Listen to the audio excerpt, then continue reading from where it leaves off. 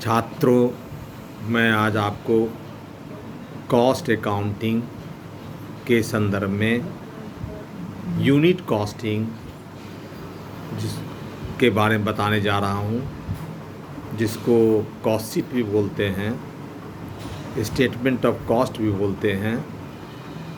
उनसे संबंधित बातों की चर्चा कर रहा हूँ मैं। आप सभी जानते हैं कि कॉस्ट किसको कहते हैं, जिसकी हिंदी में तो लागत कहलाता है। सब अवगत हैं कॉस्ट किसको कहते हैं।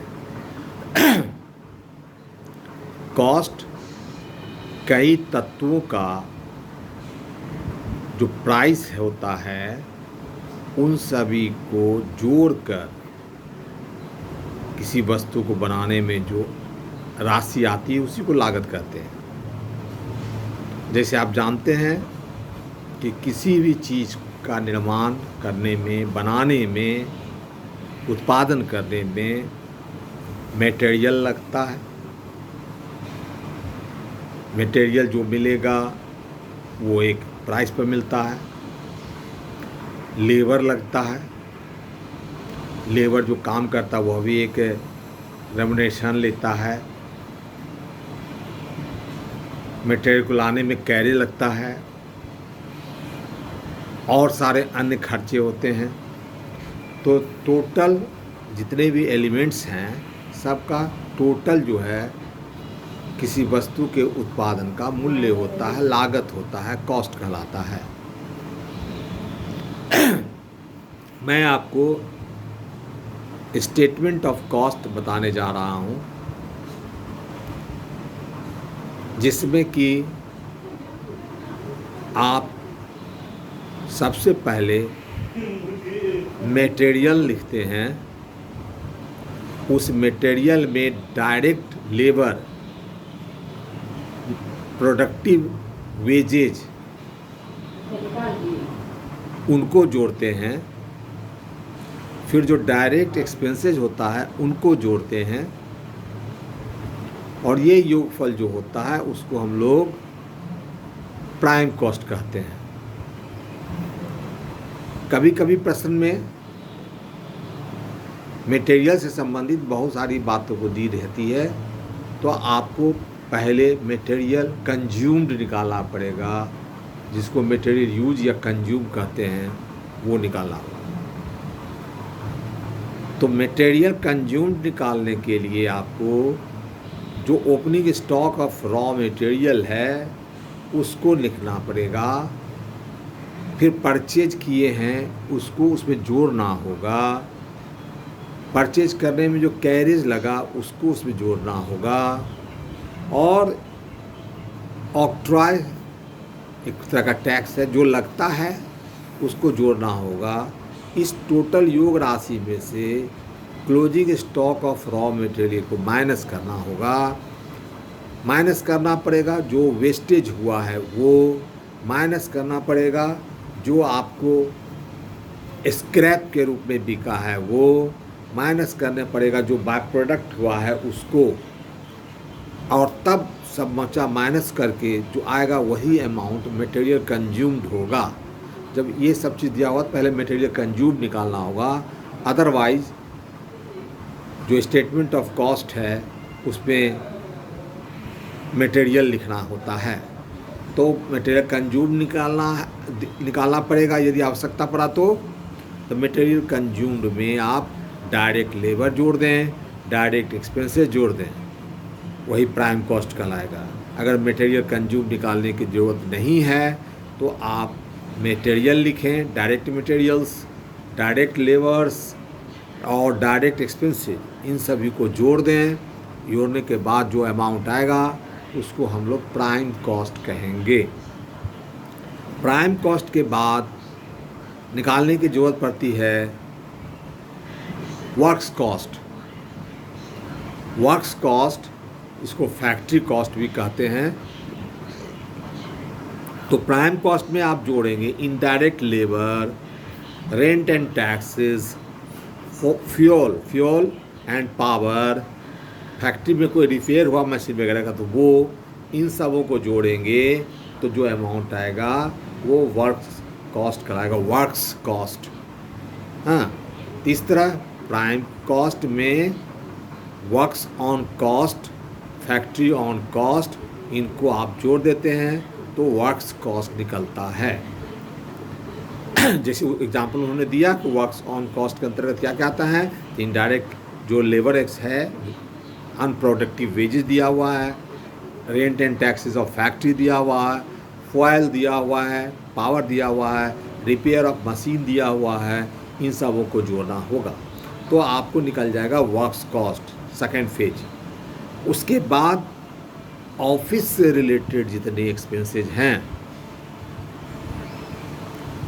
ऑफिस से एक्सपेंसेस के अंतर्गत आपको ऑफिस ऑन कॉस्ट जिसको कहते हैं वो जोड़ना है। ऑफिस का रेंट, कोई स्टेशनरी, उसके बाद सुपर जो डायरेक्शन फीस है, ये सब ऑफिस के खर्चे को उसमें जोड़ दीजिएगा, किसमें, वर्क्स कॉस्ट में, तो आपको निकल जाएगा ऑफिस कॉस्ट। इस ऑफिस कॉस्ट को कॉस्ट ऑफ प्रोडक्शन भी बोलते हैं, कॉस्ट ऑफ प्रोडक्शन भी बोलते हैं और टोटल कॉस्ट भी इसको बोल सकते हैं। लेकिन इसके बाद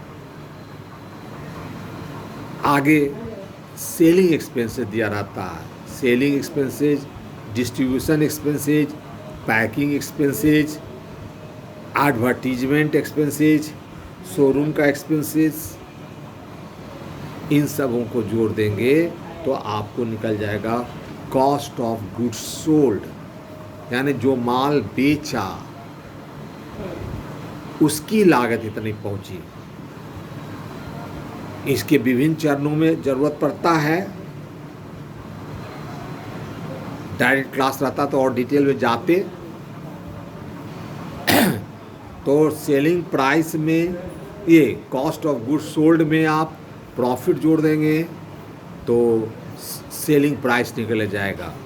यानी फर्स्ट स्टेज मटेरियल कंज्यूम्ड निकालना है, अगर ज़रूरत पड़ा तो, नहीं दिया हुआ है तो सीधे मटेरियल प्लस डायरेक्ट लेबर या वेजेज या productive wages, direct expenses, those expenses which are directly related with production. तो ये जोड़ने के बाद इसको हम लोग प्राइम कॉस्ट कहते हैं। जिस तरह से समय में एक प्राइम आवर होता है, ऑफिस में प्राइम आवर होता है, तो प्राइम आवर को वो तो दैनिक जीवन की बात है, यहाँ कॉस्ट में ये प्राइम कॉस्ट कहलाएगा। इस कॉस्ट के बाद फैक्ट्री के अंदर बहुत सारे खर्चे होते हैं माल में, प्राइम कॉस्ट में जोड़ देते हैं। फैक्ट्री के अंदर में जो खर्चा होता है उसको factory on cost, factory overhead या वर्क्स ऑन कॉस्ट कहते हैं। इनको आप जोड़ दें, जिसमें आपको एग्जाम्पल के रूप में हमने दिया कि इनडायरेक्ट एक्सपेंसेज अगर दिया हुआ है वो आएगा, अनप्रोडक्टिव वेजेस दिया हुआ है वो आएगा, फैक्ट्री का रेंट टैक्स है वो आएगा, फॉयल एंड पावर आएगा, और रिपेयर्स वगैरह मशीन का किया गया है तो वो आएगा। तो इसको जोड़ देंगे प्राइम कॉस्ट में तो वर्क्स कॉस्ट कहलाएगा। इसको फैक्ट्री कॉस्ट भी कहते हैं। ध्यान रखिएगा, works on cost, works cost, prime cost में वर्क्स ऑन कॉस्ट को आप जोड़िएगा तो वर्क्स कॉस्ट निकलेगा। कंफ्यूज नहीं करेंगे works on cost and works cost में। प्राइम कॉस्ट में वर्क्स ऑन कॉस्ट को जोड़िएगा तो आपको वर्क्स कॉस्ट निकलेगा।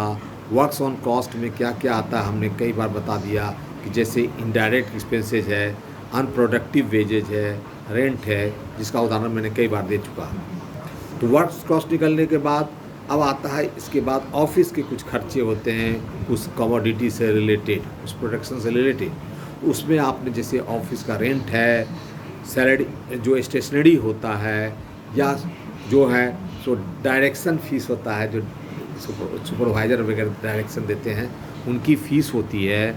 इनको आप जोड़ेंगे तो आपको निकलेगा कॉस्ट ऑफ प्रोडक्शन, या इसको ऑफिस कॉस्ट कहेंगे।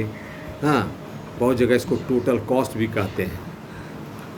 इस कॉस्ट में आप सेलिंग एक्सपेंसेस डिस्ट्रीब्यूशन एक्सपेंसेज जोड़ देंगे, एडवर्टाइजिंग एक्सपेंसेस जोड़ देंगे, शोरूम एक्सपेंसेस जोड़ देंगे, तो आपको ये निकल जाएगा कॉस्ट ऑफ गुड्स सोल्ड। यानी इतने में आप इस माल को जो पहुँच लगा बेचने से पूर्व, प्रॉफिट जोड़ने से पूर्व, यही कॉस्ट ऑफ गुड्स सोल्ड हुआ। अब इस कॉस्ट ऑफ गुड्स में आप प्रॉफिट जोड़ देते हैं, प्रॉफिट जोड़ने के बाद जो फिगर आएगा, जो अमाउंट आएगा, वही सेलिंग प्राइस होगा या सेल्स लिखते हैं हम आपको। तो ये इस तरह से संक्षेप में हमने बताने का प्रयास, समझाने का प्रयास किया है। संपर्क करेंगे पुस्तकों से तो ज़्यादा और कंसेप्ट मिलेगा। Thank you.